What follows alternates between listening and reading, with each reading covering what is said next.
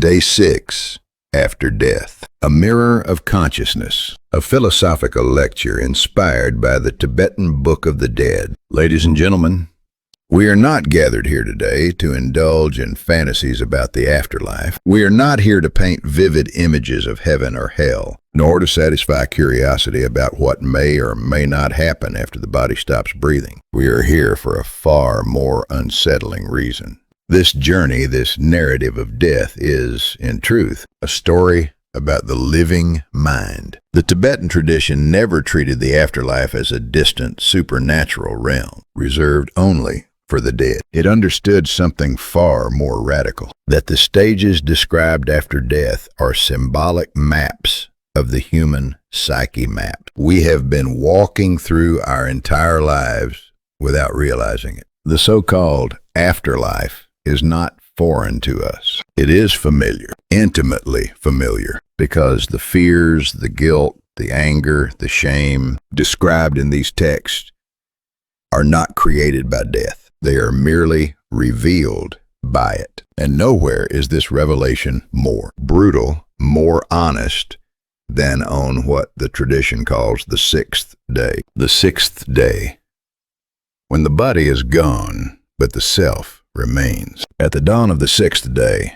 the consciousness of the deceased undergoes a profound shift. The body is no longer remembered. There is no sensation of weight, no breath, no heartbeat, no physical boundary to return to. Yet something remains. A single thought persists. I exist. This residue of identity, this echo of the self, flickers like the last wave after the ocean has gone still. It is subtle, fragile, and yet stubbornly present. The dead open their eyes, but there is no sky, no ground, no past or future, only an endless field of awareness. At first, there is silence, a vast, fog-like stillness. But this stillness does not last. From within that silence, shapes begin to emerge, not from the outside, but from within consciousness itself. And these shapes are familiar. They are jealousy. They are resentment. They are humiliation. They are long-buried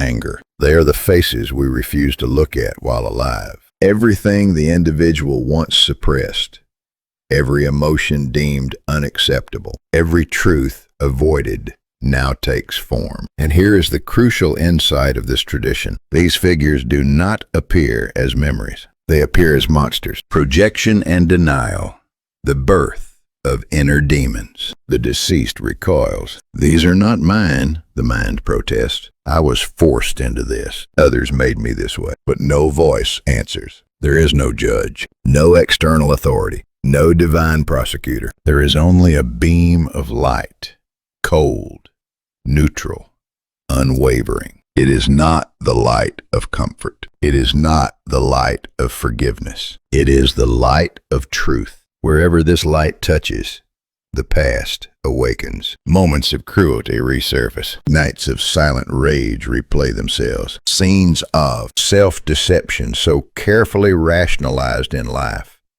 stand exposed without excuse. And then the realization dawns. The source of suffering was never out there. It was not society, not parents, not lovers, not enemies.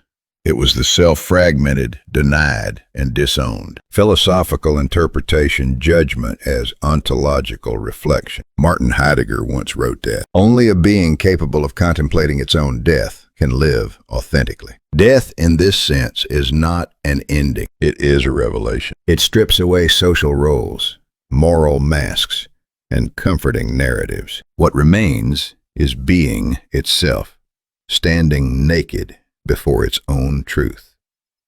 The judgment of the sixth day is not divine punishment. It is existential confrontation. The wrathful deities described in the Tibetan text are not literal gods. They are symbolic projections of a distorted self-image, a psyche fractured by denial. The more the individual fears them, the more terrifying they become. The more the mind resists, the stronger the illusion grows. But something extraordinary happens when resistance stops, when the dead simply look. When they neither run nor argue, the monsters begin to shrink because shadows cannot survive direct awareness. Psychological interpretation, the eruption of the unconscious. From a psychological perspective, the sixth day marks the total collapse of repression. Sigmund Freud warned us plainly, what is repressed always returns. In life,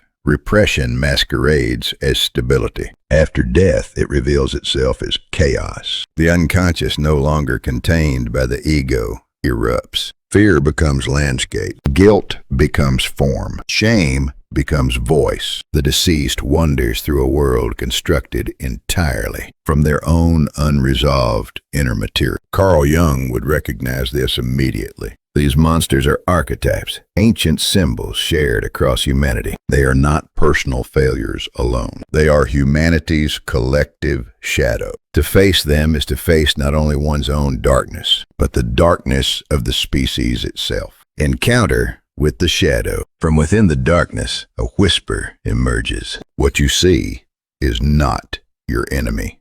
It is what you refused to become conscious of. The dead flee, and the shadow grows larger. They stop.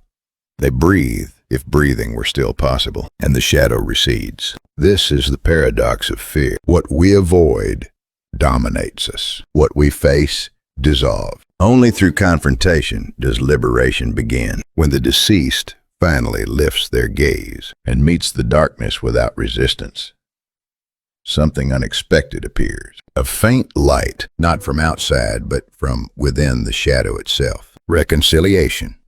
The courage to embrace the shadow. Jean-Paul Sartre famously said, hell is other people. But on this day, the deceased understands. Day 6, after death. The birth of the true self. Individuation, integration, and the end of fear. At this point in the journey, something remarkable happens. For the first time since death, the consciousness of the deceased is no longer running. It is no longer resisting, no longer negotiating, no longer trying to explain itself. Instead, it begins to listen. Carl Jung had a name for this moment. He called it individuation, not self-improvement, not moral perfection, but wholeness. Individuation is the process by which consciousness and the unconscious, long divided, long at war, finally recognize one another as parts of the same life. It is the birth of the self, not as an ego, but as a totality. When fear is embraced, not defeated. The turning point comes quietly. The deceased does not conquer fear, does not destroy the monsters, does not escape the darkness. Instead, the deceased embraces it. And in that embrace, a realization dawned. Light and darkness were never enemies. They were never separate. The monsters dissolve, not because they are banished, but because they are understood. They were fragments of the self that had been exiled in life. Emotions labeled unacceptable. Truths deemed too painful to carry, now reclaimed. The deceased speaks not in triumph, but in humility. I feared them, but they were me. With those words, consciousness enters for the first time a state of complete stillness. Not numbness, not oblivion. Peace, enlightenment on the other side of fear. Buddhism teaches that enlightenment lies on the far side of fear. Christianity echoes this truth in a different language. Perfect love casts out fear. 1 John 4:18. These traditions are not contradicting one another. They are describing the same transformation through different symbols. Fear is the consciousness of separation. It arises when the self experiences itself as isolated, divided, threatened. Enlightenment or salvation or awakening is the consciousness of integration. When fear is transcended not by force, but by understanding, the illusion of separation collapses. The deceased no longer says, I am. Instead, the voice becomes quieter, deeper. I am one within the light. Twilight, the quiet integration of being. As the sixth day draws to a close, twilight settles over consciousness. The mind becomes still like moonlight resting on the surface of a lake. The deceased looks into that reflective stillness and sees a face, not a god, not a demon, not a hero or a sinner, only being itself. A face where light and darkness are no longer in conflict, but woven together into a single expression. The deceased speaks one final sentence: "I have passed through my shadow. Now my path leads into light." And then time stops. Sound disappears. Consciousness is drawn into a vast radiance. This light is not warm. It is not cold. It is silent. It is not an object to be experienced. It is existence itself, without division. Philosophical conclusion: the completion of being. Death in this tradition is not annihilation. It is return. Not a return to the body, not a return to memory, but a return to the self as it always was before fear fractured it. Fear, we are told, is the final hallucination of consciousness, the last veil. And when that veil is passed through, the self is no longer a fragment. It becomes whole, no longer a solitary being struggling against the world, but a participant in the totality of existence. Light and darkness are revealed as two faces of the same reality, not negating one another, but illuminating one another into completeness. What this means for the living: although this has been a story about death, it has always been a story about life. The suffering we encounter while alive, the confusion, the fear, the inner conflicts, are not meaningless punishments. They are initiation. They shape us. They deepen us. They prepare us for wholeness. Fear, then, is not the end. It is a door, and those who pass through it discover that they were never truly alone. They were always part of something larger, breathing with all life, woven into a single living whole. If this journey has left even the smallest trace within your mind, I invite you to continue this path of reflection with me. Subscribing and enabling notifications is not an obligation. It is a quiet threshold, one that allows us to reopen this philosophical journey together. Until we meet again, on the deeper paths of thought and in the shared silence of inquiry.